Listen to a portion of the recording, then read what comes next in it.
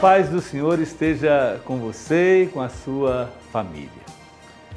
Nós estamos, nesses nossos programas, refletindo sobre esse documento tão especial do nosso Papa Francisco, a exortação pós-sinodal Amoris Laetitia, sobre o amor na família.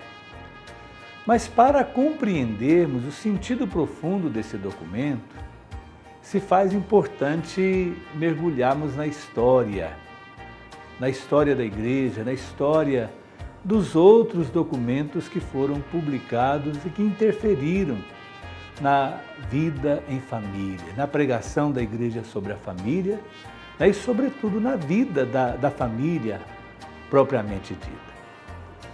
Podemos, primeiramente, nos remeter ao século XVI, ao Concílio de Trento. Este concílio foi muito importante porque foi o concílio que definiu o matrimônio como um dos 7 sacramentos. Até então, era uma questão que dividia, em algumas partes da Igreja, algumas dioceses se aceitava, alguns países se aceitavam o matrimônio como sacramento, em outros não. A partir do Concílio de Trento, o matrimônio passa a ser visto então como um sacramento. Passa a fazer parte dos 7 sacramentos. É visto então, à luz da carta aos Efésios, capítulo 5, como um sinal vivo, presente e eficaz daquele amor com que Cristo amou a sua Igreja. Então, um documento importantíssimo para podermos refletirmos sobre o matrimônio e refletirmos sobre a família. Um documento que coloca, portanto, o amor como a categoria central. O amor do marido e da esposa como sendo um sinal daquele amor com que Cristo amou a sua Igreja. Na esteira do Concílio de Trento, um outro documento foi escrito, com uma variedade de temas, que é o chamado Catecismo Romano. A preocupação da Igreja com o Catecismo Romano era a doutrinação do povo católico, a reconstrução da identidade católica depois da Reforma Protestante. Então vamos ver o Catecismo Romano refletindo sobre todos os temas da doutrina cristã, mas de uma forma muito especial, conforme o tema da nossa reflexão sobre o matrimônio. Então é importante lembrar que o século XVI foi marcado por um certo pessimismo com relação à sexualidade. Via-se na sexualidade algo negativo, fonte de pecados. Muitos foram os autores que escreviam sobre isso. E o Catecismo Romano ele não ficou fora desta visão. Mesmo tendo por objetivo a reconstrução da identidade católica, ajudar a comunidade a refletir sobre o casamento como um sacramento, um sinal daquele amor com que Cristo amou a sua Igreja, podemos dizer que no texto do Catecismo o amor foi esquecido, ou foi profundamente relativizado. Então a visão que aparece no Catecismo Romano do sacramento do matrimônio é uma visão baseada no contrato. É um contrato entre pessoas, entre homem e mulher. O amor é relativizado, profundamente relativizado. Então se pensa no casamento como um contrato. Influenciado pelo pensamento de Santo Agostinho, então vai se falar então dos fins do matrimônio. Então o primeiro fim, conforme o Catecismo Romano, é a procriação. O segundo fim é a educação dos filhos. E o terceiro fim, o matrimônio como remédio da concupiscência. A concupiscência foi o conceito, nos remete a Santo Agostinho, que teve muita dificuldade em compreender e refletir sobre a sexualidade. Então ele via na libido essa energia fundamental, presente em toda pessoa humana, como sendo uma energia negativa, capaz de animalizar o ser humano. Então ele falava da libido como concupiscência, né? Como fonte de pecado, como fonte de diminuição, né, da capacidade racional do ser humano. Então o Catecismo Romano ele vai ser influenciado por isso. Tanto que o capítulo sobre o matrimônio começa com uma reflexão sobre a virgindade religiosa, colocando a virgindade religiosa, a virgindade ligada, né, à vida consagrada, aos frades e freiras, como algo mais sublime, mais importante, como um caminho mais seguro para se chegar à salvação. No contexto, né, desta reflexão, está com certeza aquela palavra de São Paulo, né, que diz que ele gostaria que todos fossem como ele, solteiros, mas quem não conseguir, né, viver solteiro é melhor casar do que se queimar, né? Então o Catecismo Romano ele reflete sobre isso. Então o ideal de pessoa humana, podemos assim dizer, né, para o Catecismo Romano é o ser humano solteiro, né, dedicado às coisas do céu, dedicado, né, às coisas da igreja, né, dedicado ao Evangelho. Então a visão sobre matrimônio e família é vista como fonte de preocupação. Então a visão é uma visão de contrato, né, e uma visão muito negativa com relação à sexualidade humana. O amor não aparece no texto do Catecismo Romano, né? A sexualidade como fonte de união também do casal, de realização do casal, está muito longe de aparecer, né? Então é uma visão muito teórica e longe da realidade, podemos assim dizer. Agora, um texto que prevaleceu, né, até muito recentemente, até o Concílio Vaticano II, podemos assim dizer que o Catecismo Romano ele foi base para a reflexão sobre o matrimônio, sobre a vida em família, né, em toda a igreja, no mundo todo, né? Agora, também o Catecismo Romano ele vai confirmar, podemos assim dizer, o modelo patriarcal de família como sendo o modelo da Igreja Católica Apostólica Romana. Então a casa é a casa do Pai. E a virtude mais importante que caracteriza a vida em família é a obediência. A obediência ao Pai, que é apresentado como sendo a cabeça, né? A partir da interpretação do capítulo 5 da Carta aos Efésios, então diz que o marido é a cabeça da família, né? A casa da família é a casa do Pai. Então, a virtude que é apresentada é a virtude da obediência. Obediência da esposa ao marido, obediência dos filhos aos pais. E obediência até na escolha do marido ou da esposa, né? Uma questão que é muito polêmica e hoje questionada profundamente até, né, pelo direito canônico. Então, o Catecismo Romano ele prevaleceu por séculos e interferiu na forma como se entende a relação dentro do casamento, né? Interferiu na constituição da família, mas podemos dizer, né, que a influência hoje é vista como sendo negativa. Depois, em 1931, nós vamos ver o lançamento da primeira encíclica voltada para o matrimônio. A encíclica Casti Connubii, do Papa Pio XI. Se o Catecismo Romano foi escrito, né, com aquela preocupação de reconstruir a identidade católica diante da Reforma Protestante, aqui em 1931 o Papa Pio XI vai escrever essa encíclica com outra preocupação, de fazer com que a Igreja se defenda, né, dos perigos do modernismo, né, das ideias modernas.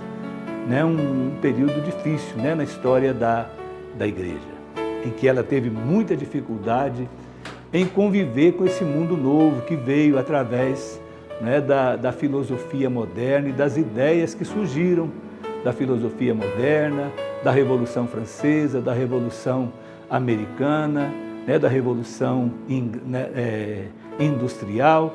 São 3 revoluções que interferiram muito na forma de ser da Igreja. Então esse documento foi uma forma da Igreja reagir a esse mundo novo que surgiu.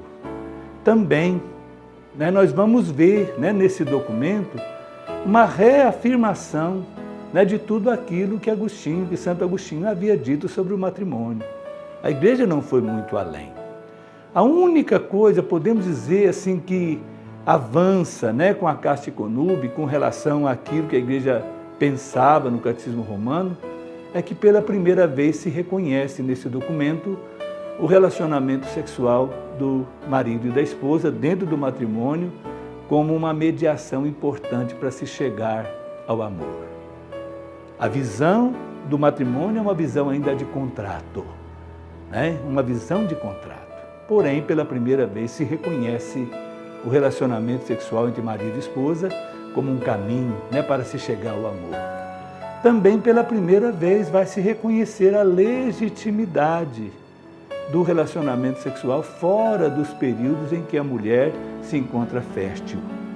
Já estamos aí diante do desenvolvimento da compreensão da sexualidade humana. Então, nesse período já havia se descoberto o que não existia ainda no século XVI. Primeiro, o gameta feminino, o óvulo, né? No século XVI, quando foi escrito o Catecismo Romano, ainda não se tinha conhecimento do gameta feminino. Pensava-se na geração de uma criança, né, como sendo, né, um processo em que o homem, o masculino, era realmente determinante. Se pensava, né, através da teoria animista, que no espermatozoide já estava o ser humano em potencial, que a mulher era como a terra fértil onde era implantada a semente. Por isso que, né, o espermatozoide é chamado também de sêmen, né, que vem de semente, né? Então, no século XX, quando foi escrito este novo documento, a Casta Connubii, então já se tinha um conhecimento maior, um conhecimento científico maior, né, sobre a corporeidade humana, sobre o funcionamento, né, do sistema reprodutivo masculino e feminino. Então se vai agora acolher esse fato novo, né? E a igreja que pensava a sexualidade somente como tendo legitimidade na procriação, agora passa a reconhecer, ainda que de uma forma muito frágil, né, a importância da sexualidade entre marido e esposa como mediação para o amor dentro do sacramento do matrimônio. E o esquema, né, de família, de matrimônio e de família dentro desse documento do Papa Pio XI continua sendo o mesmo do Catecismo Romano, né? Então, a finalidade primeira é a procriação, a finalidade segunda, ligada à primeira, é a educação dos filhos, e a terceira finalidade, o remédio da concupiscência.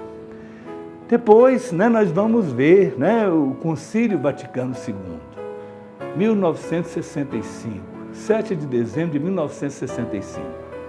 Vamos ver o Papa Paulo VI promulgando o Concílio Vaticano II, né, em especial a Constituição Pastoral Gaudium et Spes.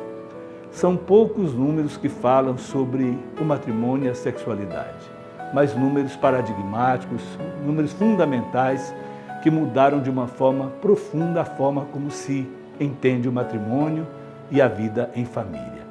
Então, são os números 47 ao 52. Neste texto da Gaudium et Spes, nesses poucos números da Gaudium et Spes, então o matrimônio passa a ser visto, como também a família, como uma comunidade de vida e amor. Aquela visão baseada no contrato, então ela é relativizada, né? E o que aparece é o amor como sendo a categoria central para se pensar o matrimônio, para se pensar a família. Amor e família como comunidade de vida e amor. Então isso é muito bonito e é importantíssimo. A partir do Concílio Vaticano II, ninguém fala sobre matrimônio e família sem colocar, né, em primeiro lugar o amor, que é a categoria central do cristianismo. Jesus disse: nisso reconhecerão que sois meus discípulos, se tiverdes amor uns pelos outros. O amai-vos uns aos outros como eu vos amei, né, deve ser vivido também dentro do sacramento do matrimônio e na vida em família. É o que vem ensinar a Gaudium et Spes, esse documento importante do Concílio Vaticano II. Outro elemento importante, né, desse documento, a linguagem é dócil, né? Não se vê nenhuma referência ao lado negativo da sexualidade, mas a visão é positiva, é afirmativa. Há um otimismo profundo com relação a toda a vida humana, né, ao ser humano e a todos os seus relacionamentos. Então, podemos assim dizer que a docilidade chama docilidade, né? Então, a forma como se entende o matrimônio vai interferir na forma como se vai pensar o matrimônio e a família a partir da Gaudium et Spes.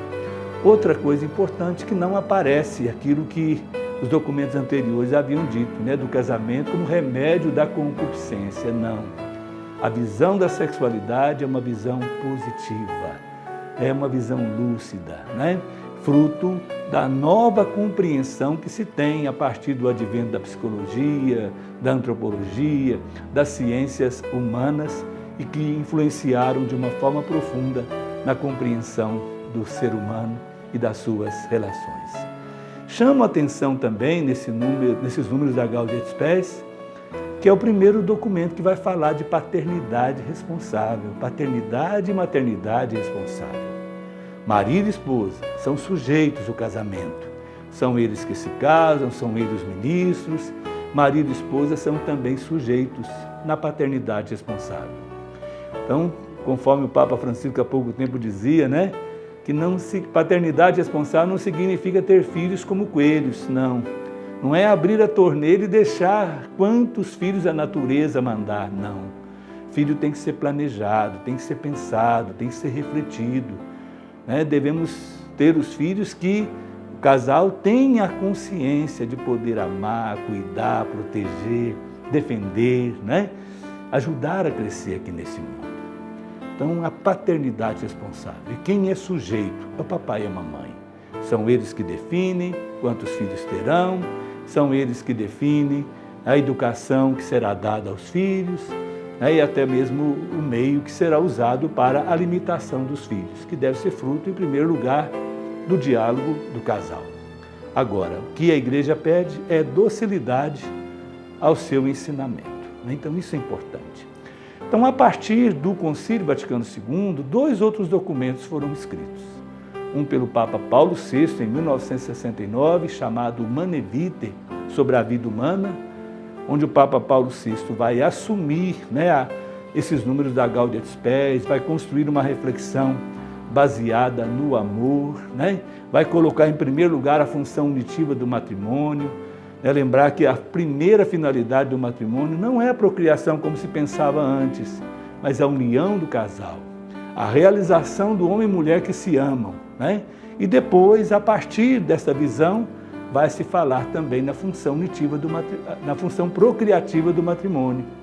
Vai mostrar, né, a procriação como sendo, né, fruto do amor, os filhos como sendo fruto do amor do casal. Então, isso é muito importante. Agora, esse documento do Papa Paulo VI, o Humanae Vitae, ele traz um aspecto polêmico que fez com que ele fosse relativizado em muitas dioceses no trabalho pastoral. Que ele proíbe os métodos artificiais, né, de controle de natalidade, a pílula, o DIU, né? Coloca muitos critérios para se refletir sobre o mal que pode ocasionar a pessoa da mulher. Então, vê, né, como um perigo, né, do uso ideológico da pílula como forma de controle de natalidade por parte de governos e ideologias, né? Vê o perigo para a saúde da mulher. Então, vai considerar os métodos artificiais como sendo, né, antinaturais e, por isso, proibidos. Né? Nem como mal menor, né, o Papa vê, né, a possibilidade do uso desses métodos. Então, uma visão dura, uma palavra dura de condenação, porém, uma preocupação que é importante, né? E que hoje é reconhecido o mérito dessa preocupação quando vemos países europeus perdendo a sua identidade cultural, né, por causa dos poucos nascimentos, né? E hoje, com a entrada de imigrantes muçulmanos, com famílias numerosas, né? Então estamos vendo a França, né, e todos os países europeus vivendo esse drama da perda da identidade nacional, da interferência de uma nova cultura, né, no seu meio, porque são poucos os nascimentos. E depois, em 1983, vamos ver o Papa João Paulo II lançando uma outra exortação apostólica chamada Familiares Consortes. Um documento importante, sobretudo porque ele vem inaugurar na vida da Igreja uma pastoral familiar ampla, corajosa, que vai atender não somente a família nuclear cristã católica, papai, mamãe, marido, esposa e os filhos, mas que deverá atender a todos os tipos de família. Então, esses documentos anteriores nos ajudam a perceber a novidade e a riqueza desse documento que o Papa Francisco escreveu a partir das 2 sessões do Sínodo sobre o Amor na Família, em 2014 e 2015, né? A Amoris Laetitia. Então, nos próximos programas, iremos começar a estudar esta exortação apostólica Amoris Laetitia. E que o Senhor Deus da vida nos conceda a sua graça e a sua bênção, que nos abençoe as nossas famílias. Amém.